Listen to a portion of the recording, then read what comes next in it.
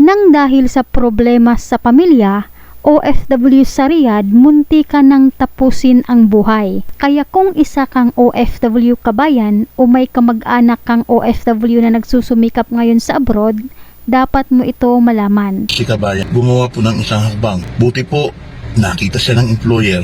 Nakatali na, nakalambitin na siya. Pero bago tayo magpatuloy, huwag kalimutan i-like, share, subscribe at pahit na rin ang kampana for more upcoming videos. Salamat! Hindi na bago sa mga Pilipino ang salitang abroad.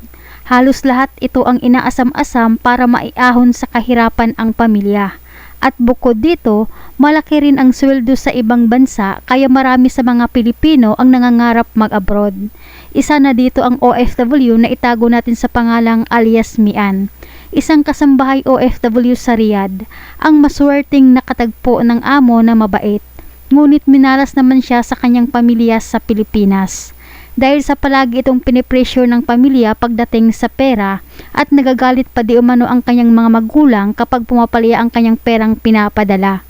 Kaya sa sobrang sama ng loob ni kabayan sa kanyang pamilya, pagpapakamatay ang tanging naisip niyang solusyon sa problema na kanyang kinakaharap sa ngayon.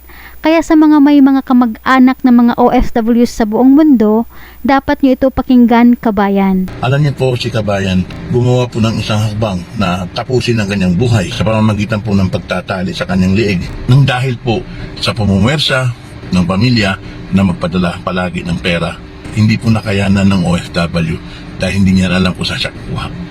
Pinipilit siya palagi na magpadala ng pera sa kanila. Papadala naman yung worker. Meron po siyang naipadala, nagkamali ng pangalan lang, galit na galit pa.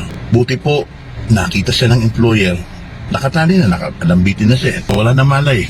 Talagang nagapan yung babae. Nakakaawa naman si kabayan. Buti na lang at nakita siya ng kanyang amo. Dahil kung hindi, talagang uuwi siya sa Pinas nang may bulak na sa ilong. Kaya sa mga pamilya ng mga OFWs, mga anak, magulang o kapatid, magsilbing aral po sa atin ito. Kung kaya naman natin magbanat ng buto para magkaroon ng pera, gawin po natin. Huwag po natin iasa lahat sa anak, magulang na OFW dahil hindi po biro ang hirap na dinanas nila sa abroad para magkapera. Sana po sa mga kamag-anak po sa pamilya, kung ikaw man po yung magulang, kapatid, kung ano po yung kaya ng mga OFW na ipadala sa inyo, tanggapin po natin. Huwag niyo pong pwersahin masyado. Dapat po na ito na malaman ng mga maraming pamilya, lalo-lalo na po yung mga umaasa sa padala ng pinaghihirapan ng kanilang mga mahal sa buhay.